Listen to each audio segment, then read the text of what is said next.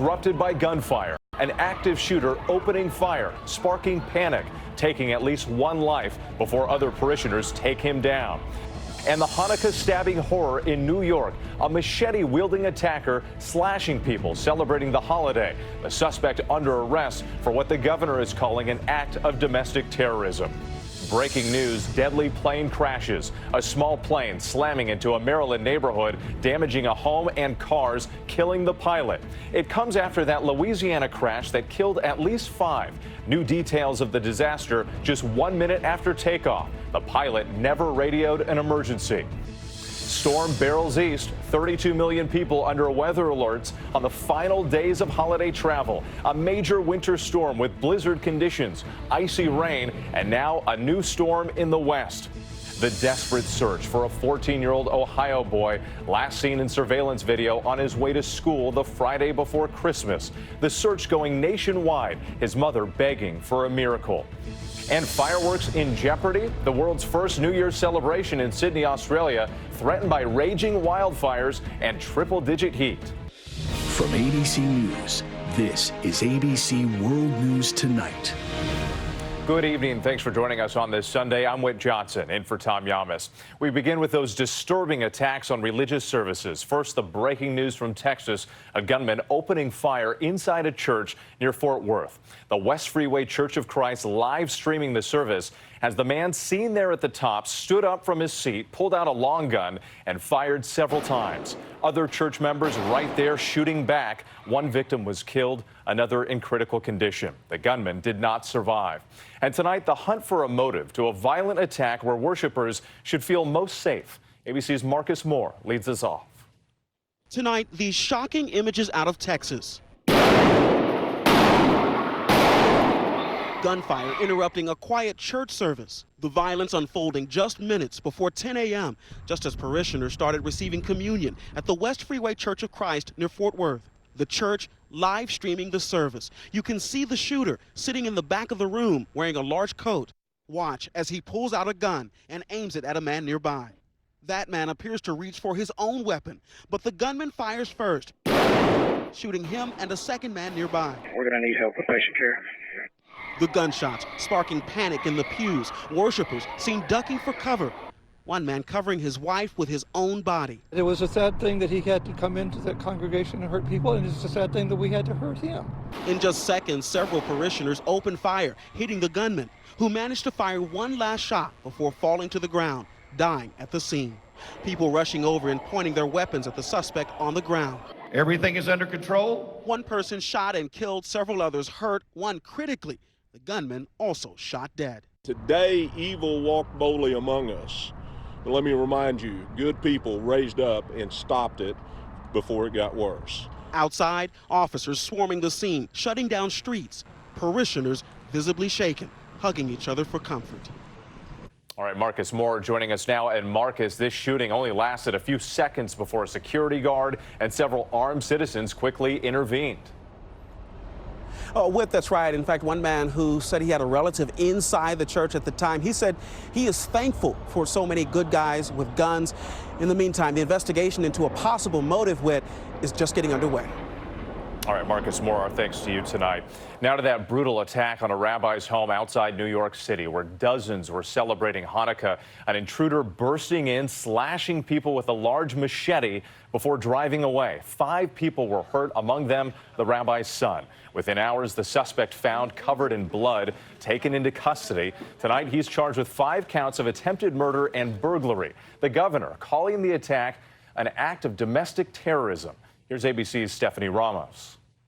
Tonight, a Jewish community reeling after 5 people were stabbed during a Hanukkah celebration in what the governor of New York is calling an act of domestic terrorism. Report multiple people stabbed. Just around 10 p.m. Saturday night, families gathering at the home of a Rockland County rabbi for the 7th night of Hanukkah when a man burst in holding a machete. I need a crew for stabbing victims. Those inside describing a scene of terror. I ran into the other room because I tried to save my life. I saw him running down this way. Just swinging his sword, knife, I don't know what it was, back and forth, hitting people. One of the 5 stabbed is still in critical condition tonight with a skull fracture. Why'd you do it? Police say the suspect, 38-year-old Grafton Thomas, ran from the home and headed toward the nearby synagogue. We were scared, but we were not surprised. Why is this happening? The Community Public Affairs Council posting this surveillance video, which they say shows the suspect leaving the scene in a car.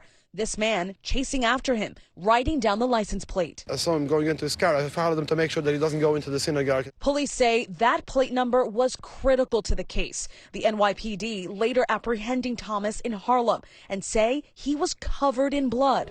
Today, Thomas, in a white plastic jumpsuit, arraigned, charged with 5 counts of attempted murder. Governor Cuomo says this attack is the 13th anti-Semitic incident since the beginning of December in New York State. And earlier this month, 4 killed after a shooting at this kosher grocery store in New Jersey. It is an American cancer that is spreading in the body. The situation has gotten so bad, frankly, that we have to increase our legal enforcement, not just with more police, but we have to change the laws to call this what it is. This is terrorism. And tonight, as this community gathers to celebrate the 8th and final night of Hanukkah, a plea for answers. Something must be done. It's time. We have to put our foot down to this. And Stephanie Ramos joining us now outside that home in Muncie, New York. Stephanie, this uptick in hate crimes against the Jewish community has authorities on high alert. They are, Whit. The FBI is working to obtain a warrant to access Thomas's online accounts, his devices, to figure out what he was reading, writing, and saying. Right now, law enforcement officials say they have not found a link to other recent attacks. Thomas is pleading not guilty to all of the charges. Whit. Stephanie Ramos, thank you. Now to that breaking news from Maryland. A small plane crashing into a neighborhood not far from the Capitol. A home and cars damaged. The pilot, the only one on board, did not survive. But fortunately, nobody on the ground was hurt. ABC's Mona Kosar Abdi with the details just now coming in. Tonight, a terrifying scene unfolding in Maryland. A plane slamming into a house. Reported house fire after plane crash. The small plane crashing minutes after taking off from College Park Airport this afternoon, killing the pilot. Authorities say no one was inside the home at the time. Michael Curran says his mother lives in the home next to where the plane crashed. She came home from church to flames and smoke billowing from her neighbor's home and debris in the street. The plane came from behind the house and hit the carport and blew the car to the other side of the street. Local emergency teams rushed to the scene. Our technical rescue and hazmat teams are on scene just to make sure that there's no chemical runoff and the neighborhood is safe. According to authorities, the single-engine plane with just the pilot on board plunged into this residential suburb, just miles from Washington, D.C. Luckily, no one on the ground was hurt. And Mona Kosar Abdi joins us from that scene there in Maryland. And Mona, we know federal investigators are heading to the scene and hazmat teams are checking for any additional dangers in the neighborhood. That's right, Whit. They're checking for any fuel runoff and other hazardous concerns. And the NTSB is investigating and checking to see if weather played a role. Whit? Okay, Mona, thank you. Next to that wintry weather on the move tonight, snarling travel plans for millions of Americans heading home. Blizzard conditions in South Dakota, more than a foot of snow piling up. And in Colorado, high winds and heavy snow in the Denver metro area. Parts of I-90 closed over the past 24 hours. The storm now heading east. Dangerous ice and soaking rain for the morning rush in Philly, New York, and Boston as well. Here's ABC's senior meteorologist, Rob Marciano. Tonight, a major winter storm now reaching east across the country, bringing wind-driven snow, ice, and rain as millions continue to travel this holiday week. We got to make sure that we pay attention to the ever-changing road conditions. 32 million under weather alerts from Kansas to Maine. Heavy snow, low visibility, and high winds making the roads nearly impassable in Colorado, leaving some drivers stranded on the sides of highways. It's been pretty icy, like right around here. Whiteout conditions in Minnesota, overturning trucks and burying cars along the highways there. And across the Dakotas, blizzard conditions, dropping over a foot of snow, creating a travel nightmare. Motorists having to dig their vehicles out. Snowplows working overtime clearing the roads. Difficult driving conditions shutting down several major interstates. In Texas, KCBD capturing this terrifying moment on Friday, showing just how quickly accidents can occur in bad weather. A tractor trailer losing control in heavy fog, plowing into vehicles and state troopers. The 18-wheeler flipping on its side, injuring 2 people, including one of the troopers. So let's get to Rob joining us now live here in New York. And Rob, people want to know how this weather will impact travel plans and especially New Year's Eve. Well, this storm is still going to be with parts of the Northeast on New Year's Eve. It is slowing down as it grows. You can see it on the radar scope. The center of this thing is still over Minnesota, but the precip clearly is getting into the Northeast. Blizzard condition on the backside, some heavy rain from Nashville to Louisville. And we've got ice storm warning for parts of upstate New York and western Massachusetts, and alerts from northern New England to the northern plains. Let's time this thing out. The heavy rain moves through the Ohio River Valley. A lot of pink in the map there around Albany and south of Burlington. That's where the ice and sleet is going to accumulate. Could see some power outages. I-95 Boston down to Philly is going to be all rain, but heavy at times through tomorrow, and then blustery conditions into New Year's Eve. And the next storm comes into the northwest New Year's Eve night, right around midnight. Whit? All right, Rob, we know you'll be tracking it all. Thank you. We move on now to Washington and the impeachment showdown. Republicans and Democrats facing off over how President Trump will be tried in the Senate. One GOP senator saying there are no rules here. It comes amid a new report from the New York Times about conflict between the president and his advisors over releasing those military funds to Ukraine. ABC's Rachel Scott reports from West Palm Beach, Florida.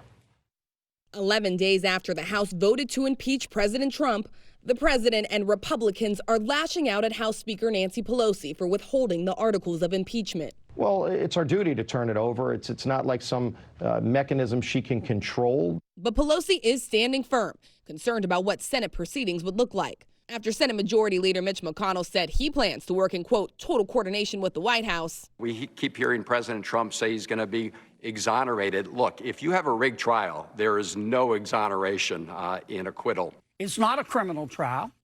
The Senate is not really a jury. It's both jury and judge. There are no rules here. Democrats say Pelosi has been clear. There will be a trial, but say Republicans will have to answer to the American people if there are no witnesses. Those who vote against witnesses and vote against documents are essentially telling the American people they don't want to see anything, they don't want to hear anything, and in doing so, you're really complicit in a cover-up. And tonight, a new report from the New York Times adding to the timeline of the administration's hold on military aid to Ukraine. According to the Times, in August, White House officials met with the president in the Oval Office, urging him to release the funds. Former National Security Advisor John Bolton argued this is in America's interest. The president reportedly responding, Ukraine is a corrupt country. We are pissing away our money. And when it doesn't appear that lawmakers are any closer to resolving this before the end of the holiday recess, Senate Majority Leader Mitch McConnell says they can't do anything until those articles of impeachment are handed over, and lawmakers won't be back in Washington until after the start of the new year. Whit? Rachel, our thanks to you tonight. There is late word tonight from Congressman John Lewis, the civil rights icon and 17-term congressman, revealing he is being treated for stage 4 pancreatic cancer. In a statement, the 79-year-old congressman saying that his doctors tell him he has a fighting chance, so he plans to fight and then return to Washington. Next, an NTSB team is looking for answers at the scene of a deadly plane crash in Louisiana. The plane slamming to earth in a ball of fire just after takeoff. On board, a veteran pilot and 5 passengers. Only one of them survived. And tonight, we're learning the pilot never signaled that the plane was in trouble. ABC's Kaylee Hartung is on the scene in Lafayette, Louisiana. Tonight, new details emerging about the fiery plane crash that killed 5 in Louisiana. Investigators saying the twin-engine aircraft plummeted to the ground less than a minute after taking off. Oh, my God. Witnesses saw the plane struggling. Air traffic control alerting the pilot to his low altitude after dropping below 700 feet. But there was no response. There was no distress call, and what we know now, preliminary, is there was no conversation with the crew. With the cockpit badly damaged, investigators are doubtful they'll find a flight data recorder. The NTSB is facing serious challenges. The wreckage is in pretty tough shape between impact damage and fire damage. So there's there's not a lot to work with. The passengers on their way to the LSU football playoff game, one surviving the crash, badly burned and in critical condition. 3 others injured on the ground.